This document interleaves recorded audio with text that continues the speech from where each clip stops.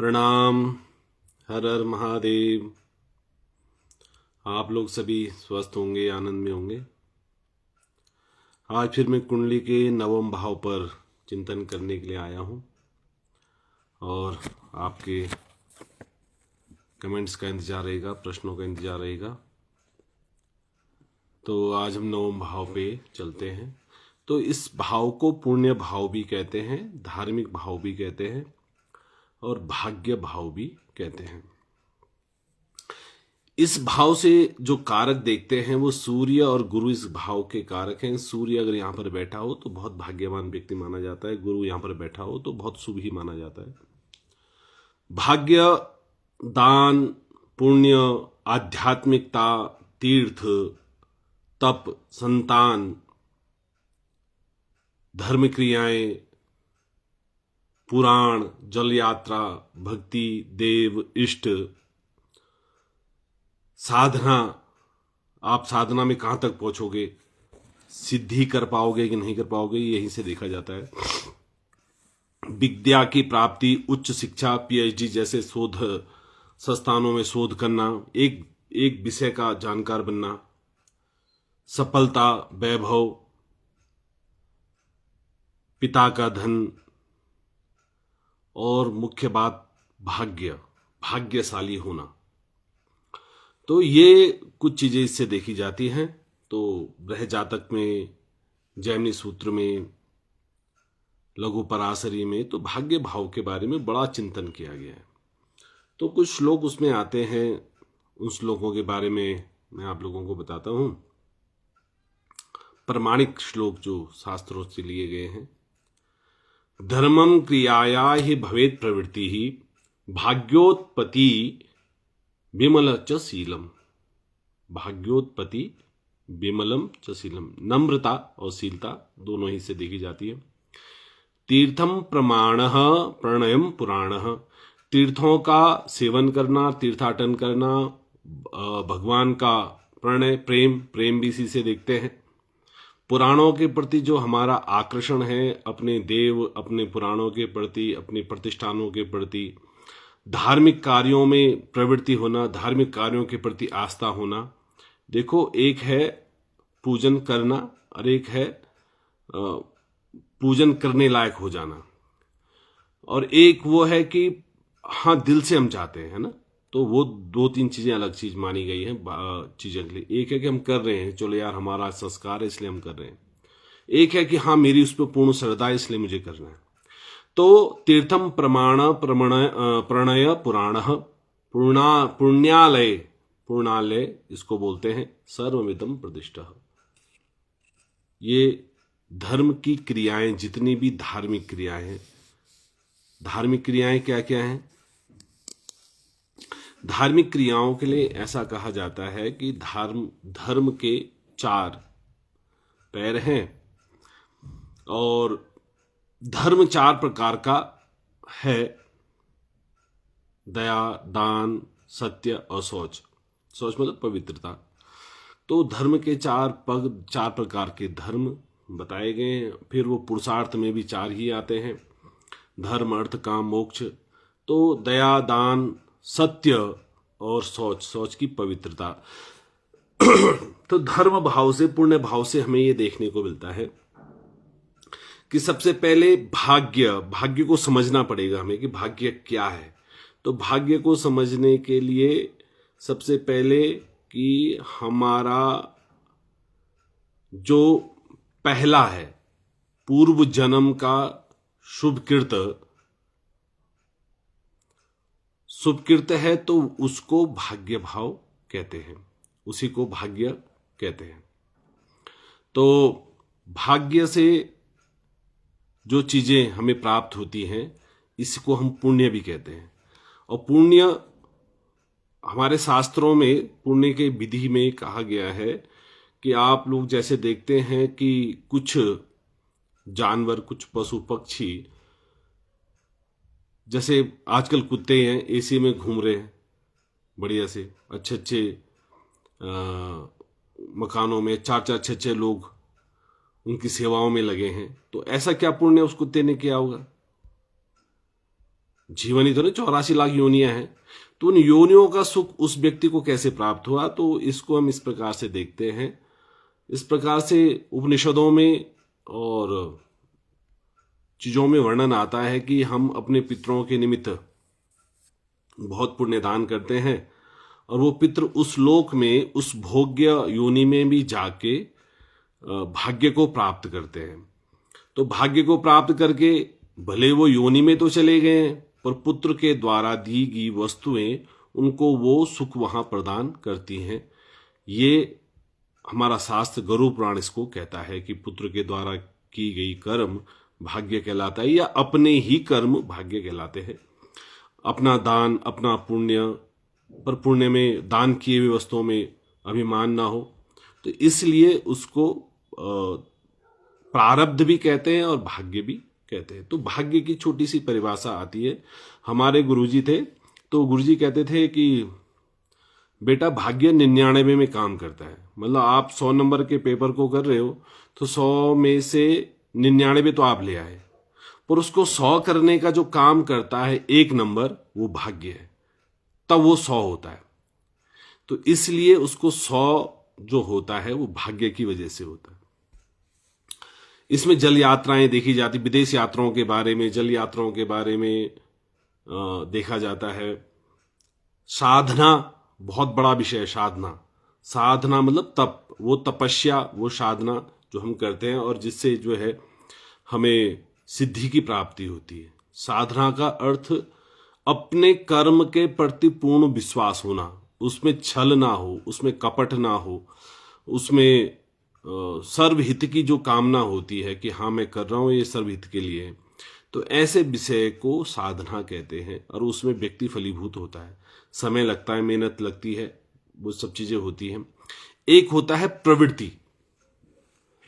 प्रवृत्ति मतलब निरंतरता, और निरंतरता प्रवृत्ति का मतलब है कि सिर्फ वही, जैसे रावण को पूछा गया, ये भाग्य घर से संबंधित मैं आपको कहता हूं कि रावण को पूछा गया कि भाई तुम इतने विद्वान हैं, आप इतने विद्वान हो और इतने विद्वान होने के बावजूद आप इतने मतलब नीच कर्म कर रहे हैं कि किसी की स्त्री को आप भगा के ले आए, और आपको ये भी पता है कि राम भगवान है, बलवान है, वो आपको मार देंगे, ऐसा क्यों? नहीं करना चाहिए। तो रावण की शुक्ति आती है कि कहते हैं कि रावण ने कहा, हमारे गुरुजी कहते थे कि रावण ऐसा कहता है कि जानामि प्रवृत्ति नचमे निवृत्ति।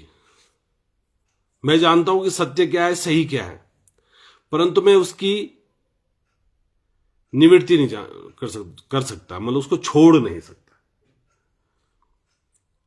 और जानामि प्रवृत्ति नचमे निवृत्ति, जानामि धर्मम नचमे प्रवृत्ति, जानामि अधर्मम नचमे निवृत्ति।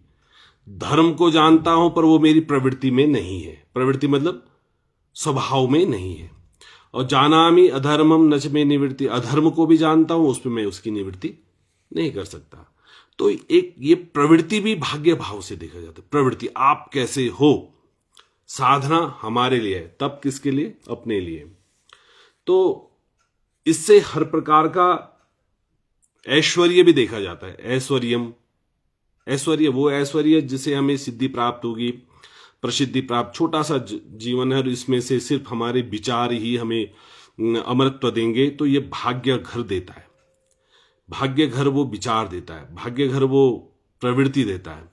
तो इसलिए भाग्य घर के प्रति हम बहुत सहजता से, सरलता से वैभव की प्राप्ति। वैभव मतलब वैभव का अर्थ ही होता है सामग्री नहीं, वैभव का मतलब है कि आप मन से, तन से और धन से संपन्न व्यक्ति को वैभवशाली बोला जाता है।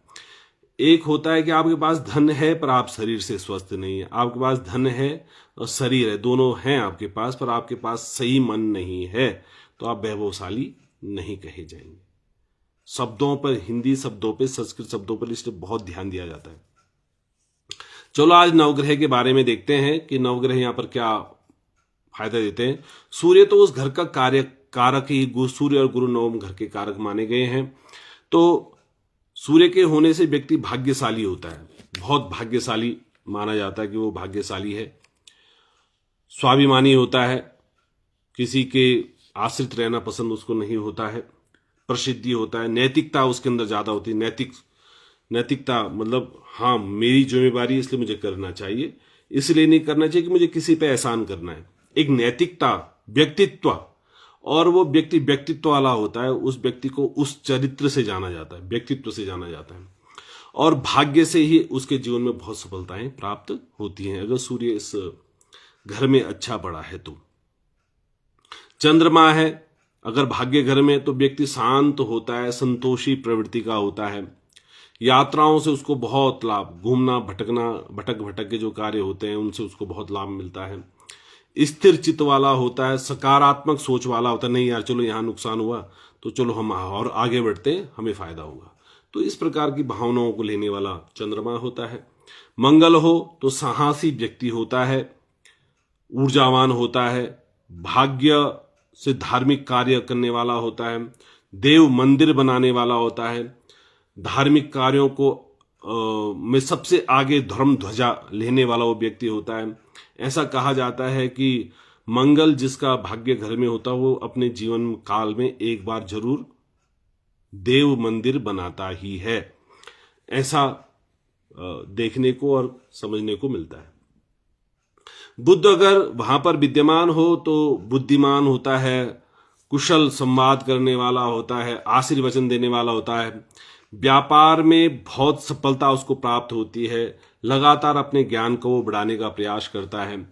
गुरु हो तो गुरु तो कारक घर का ही वहां पर माना गया है, भाग्य घर में, नवम घर में, तो भाग्यशाली होता है, कलात्मक व्यक्ति होता है, भौतिकवादी होता है, सुख सुविधाओं से युक्त होता है और सदैव धर्म कार्यों में प्रवृत्त रहता है, दया में, धर्म में। आज मैं अभी मेरे पास 3-4 ग्रह हो रहे, तो 4 ग्रह से पहले मैं आपको एक चीज बताना चाहता हूं कि हमारे शास्त्रों में एक चीज लिखी गई है, पुण्य भाव है ना, तो पुण्य भाव में पुण्य हमें कब प्राप्त हो, हमें मतलब हमने धर्म कार्य किया और उसका पुण्य हमें प्राप्त हुआ कि नहीं हुआ, ये हम कैसे माने, कोई प्रमाण तो होना चाहिए। तो क्या प्रमाण है, मतलब हमने पानी पिया तो पानी से क्या दूर हुई, प्यास दूर हो गई, हमने खाना खाया तो उससे क्या दूर हो गई, भूख दूर हो गई, कोई सुगंध आई तो हमने सुगंध महसूस कर ली, आंख से देखना, कान से सुनना, ये सब उसकी इंद्रियों की तृप्ति हो गई। परंतु पुण्य भी तो है, तो वो चित्त की तृप्ति तो करे। तो चित्त की तृप्ति पुण्य कैसे करता है, सबसे पहले अगर पुण्य हमें मिला तो उससे हमारे अंदर दया बढ़ेगी।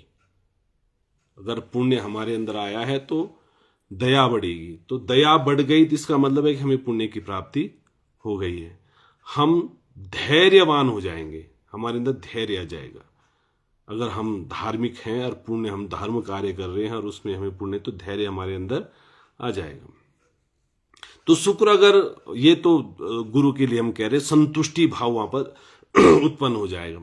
अगर नवम घर में शुक्र हो तो व्यक्ति भाग्यशाली रहता है, भौतिकवादी होता है, बहुत सुख सुविधाएं उसके पास होती है, वैभवशाली होता है, सदैव अनुशासन में रहकर अपनी चीजों को कराने वाला होता है, एक लीडर की तरह काम करता है। शनि वहां पर हो तो धार्मिक होता है, अनुशासित होता है, परिश्रमी होता है, मेहनत से वो अपने भाग्य को बनाता है और बहुत प्रसिद्धि की ओर वो चलता है। राहु अगर भाग्य घर में हो तो अचानक ऐसी चीजें व्यक्ति के जीवन में आ जाती हैं कि अप्रत्याशित सफलता उस व्यक्ति को प्राप्त हो जाती है, जिसकी उम्मीद वो स्वयं भी नहीं करता। ये कैसे हुआ, वो सोचता है यार ये क्या हुआ, मैंने भरा तार में निकल गया, उम्मीद नहीं थी, और यार मैंने तो सिर्फ ऐसे ही देखा था और ये चीज हो गई। तो वो अप्रत्याशित सफलता व्यक्ति के जीवन में आती है, तो वो राहु के नवम घर में आने से होती है। विदेश की यात्राएं व्यक्ति बहुत करता है जिसके भाग्य घर में राहु हो। विदेशी लोगों के संपर्क से अपने धन, वैभव, पद प्रतिष्ठा को बढ़ाता है जिसके भाग्य घर में राहु होता है। केतु अगर भाग्य घर में है तो आध्यात्मिकता की ओर व्यक्ति बढ़ता है, धार्मिक क्रियाओं की ओर बढ़ता है, देव मंदिरों की सेवा करता है, देव और ऋषियों पर उसकी बहुत वो होती है, रुचि होती है। मोक्ष मार्ग की ओर वो चलता है और प्रशस्त करता है। तो ग्रहों के भाग्यगर, भाग्य बहुत बड़ा विषय है। हम सिर्फ भाग्य, ऐसा कोई व्यक्ति नहीं जो भाग्यवान नहीं है, सब भाग्यवान होते हैं। सिर्फ कुंडली एक मार्गदर्शक है और वो आपको मार्ग दिखा सकती है कि हमें किस दिशा में किस समय में चलना चाहिए, किस जगह किस वस्तु से हमारा भाग्योदय हो। और पुराणों के द्वारा हमें ये सीखनी, देखो पुराण भी है ना, नवम घर को पौराण भी कहते हैं, पुराण भी कहते हैं इसको, नवम घर को। मतलब ये हमारा पुराना भी बताता है, पिता का धन, दादा का धन, वो भी हमें यही देता है। और वो पुराना भी जो हम जन्म लेके आए और आज उसको भोग रहे हैं, जिस कारण मैं आपसे बात कर पा रहा हूं इस बुद्धि के द्वारा। ये बुद्धि भी मुझे प्राचीनतम से मिली है, मतलब प्रारब्ध से मिली है। पुराने किसी जन्म का कोई सिद्ध कर्म क्या होगा जिस वजह से धार्मिक क्रियाओं में मैं आया हूं। और बिल्कुल अपने आप को भाग्यवान मानना चाहिए, ये सत्य है।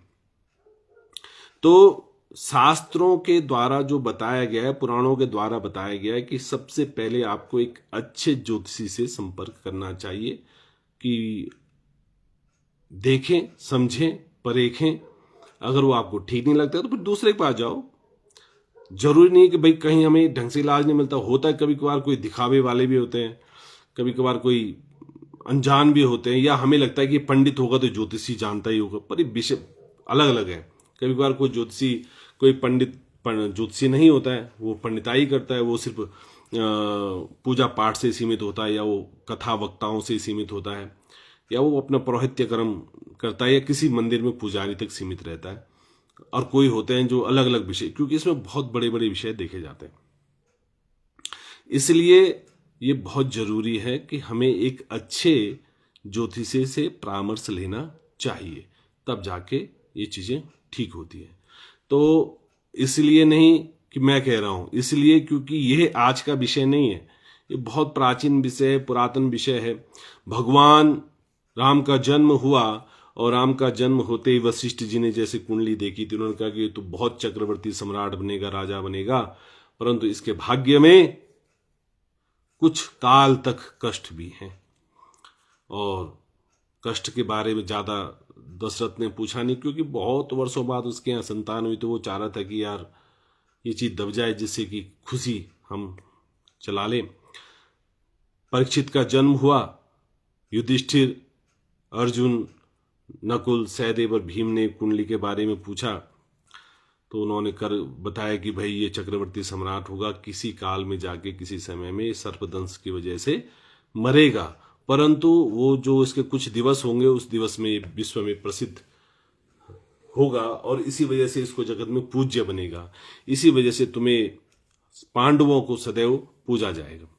तो कुंडली आज का विषय नहीं है। आज भी हम कुंडलियां बनाते हैं, जो हस्तलिखित कुंडलियां होती हैं, उसमें भगवान राम और भगवान श्री कृष्ण की कुंडलियां आज भी बनाई जाती हैं, कि उनकी कुंडलियों को श्री गणेश करते बनाया जाता है कि ये कुंडलियां हैं, और उसके नीचे तब हमारा पूरा पंचांग, हम कब जन्म हुए, क्या नक्षत्र, क्या योग, क्या वार, क्या सिद्ध आदि सब चीजें उसमें लिखी जाती, घटीपल आदि, दिन रात आदि सब चीज उसमें, वार नक्षत्र सब लिख के फिर हमारा चक्र बनाते हैं, फिर चक्र के नीचे दशाएं आदि आदि, फिर जो है ग्रह स्पष्ट आदि सब चीजें व्यवस्थित करके 52 हाथ। एक कुंडली देखी थी मैंने, 52 हाथ की कुंडली थी, इतना जो एक हाथ होता है, 52 हाथ की इतनी मोटी कुंडली थी उनकी। तो कैसे वो बड़े ज्योतिषी, पुराने ज्योतिषी कितने बढ़िया रहे होंगे, जो हाथ से कितनों घंटों की मेहनत, कितनी निस्वार्थता उन लोगों में, कितनी संलग्नता उन लोगों में रही। आज तो हम डिजिटल युग में हैं, तो एक क्लिक से, एक सेकंड में हम सारी कुंडलियां निकाल सकते हैं।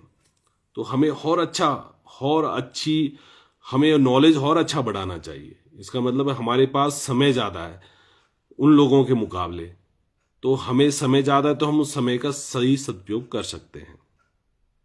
तो आज मैं नवम घर के बारे में आप लोगों से बात कर रहा था। आप लोगों के प्रश्न होंगे तो उन प्रश्नों का मैं अवश्य जवाब दूंगा।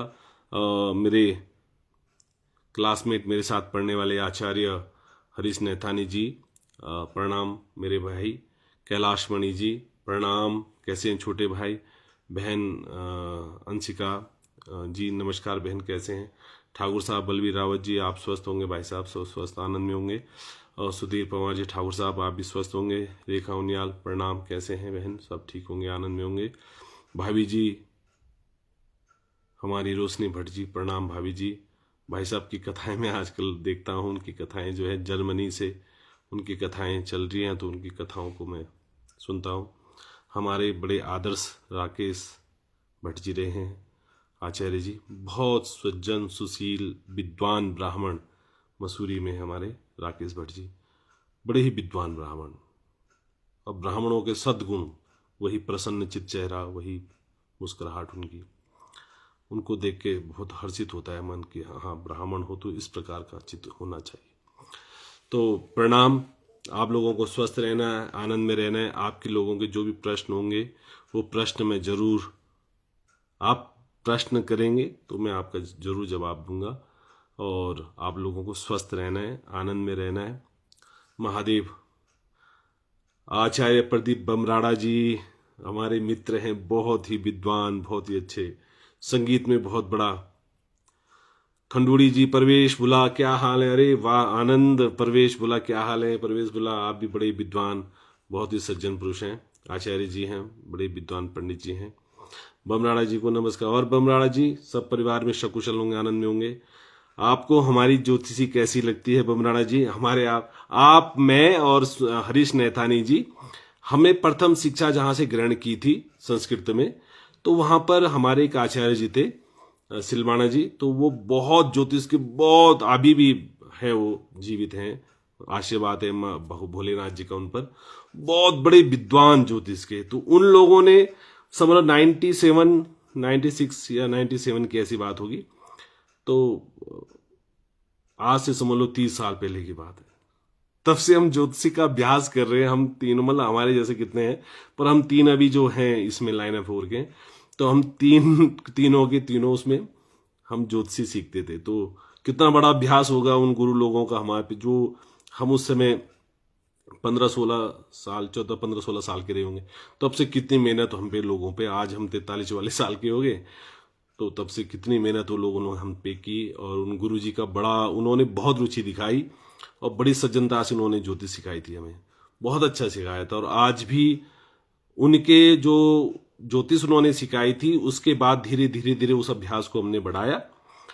हो सकता है कि हमारे साथ के वालों ने किसी ने छोड़ भी दिया, पर उनका अभ्यास मुझे आज भी याद है कि उन्होंने हमें इष्टकाल आदि सब चीजें सिखाई थी, और उसी से आज मैं अरे नारायण, अरे बमराड़ा जी, प्रभु भोलेनाथ, अरे नहीं यार, आप ऐसे ना कहें, आप हमारे मित्र हैं।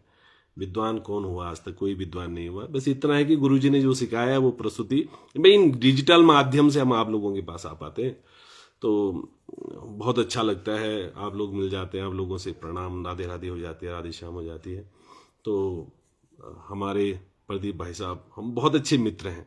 नैथानी जी हैं, प्रदीप बमराड़ा जी हैं, मनोज जुगरान जी हैं, और नवीन ममगाई हैं, अभी वो राधेश्याम लिखते हैं, थोड़ा सा नाम परिवर्तन, अनूप ममगाई है, विमल ममगाई है, परवेश नोटियाल भाई साहब हमारे हैं। तो हम अच्छे मित्र थे और ज्योतिष हमने उनसे सीखी। ऐसे हम बहुत थे, शैलेंद्र ममगाई है, अनुराग उनियाल है, शैलेंद्र उनियाल है। तो हम कुछ लोग थे जो उनसे हमने ज्योतिषी सीखी, और वो बहुत विद्वान थे, बहुत विद्वान, और उन्होंने बहुत कुछ सिखाया हमें। उनका आशीर्वाद, उनके आशीर्वाद से पनप रहे हैं, खा रहे हैं, और उन्हीं के आशीर्वाद से आप लोगों के सामने होकर, सन्मुख होकर मैं ये बातें कह पा रहा हूँ ज्योतिष में, क्योंकि उन्होंने सिखाया, और उनके सिखाने पर पूर्ण विश्वास है कि जो उन्होंने बताया वो शास्त्र का ही है।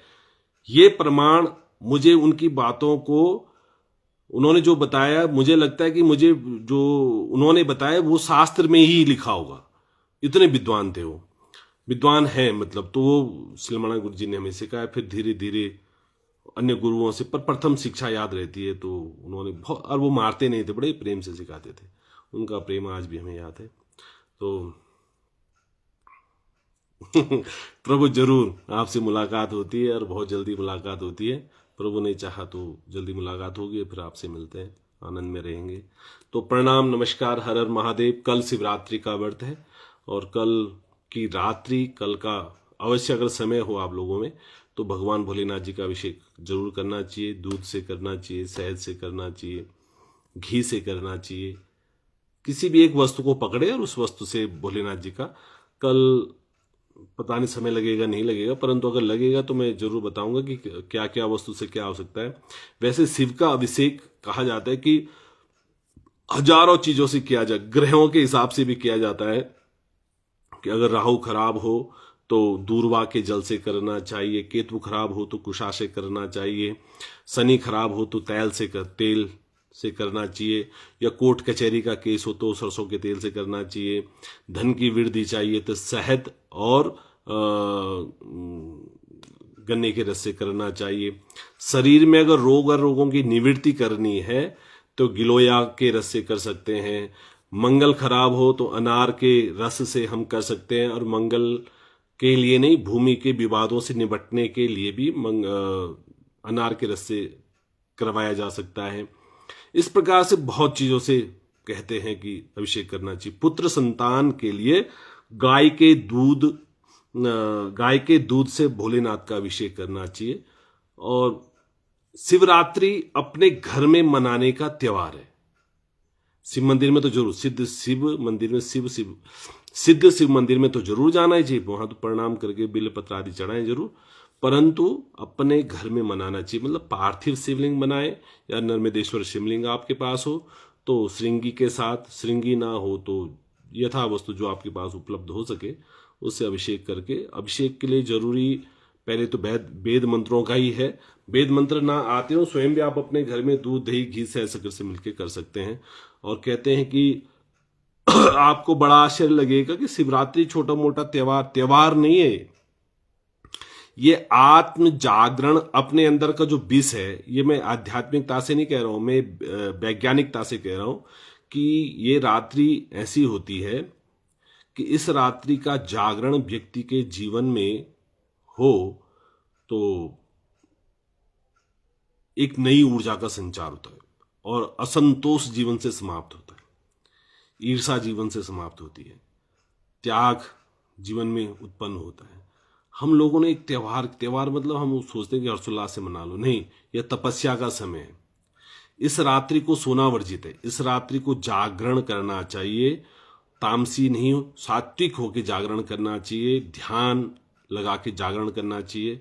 इससे मन ऊर्जाएं सिद्ध होती हैं और शिव शक्ति जागृत होती है और ये बहुत अच्छा माना जाता है। तो इसलिए आप लोग स्वस्थ रहें, आनंद में रहें।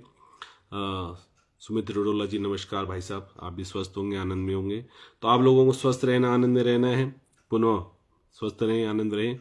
तो शिवरात्रि का महत्व कल अगर समय लगेगा तो मैं जरूर कथा के माध्यम से भी बताऊंगा, और वैसे भी शिवरात्रि के महत्व के बारे में हम जानेंगे, वैज्ञानिक तरीके से भी, आध्यात्मिक तरीके से भी, और हमारा लोकाचार के माध्यम से भी। तो ये करना चाहिए। नमस्कार, हर हर महादेव, प्रणाम। आप लोगों को स्वस्थ रहना है।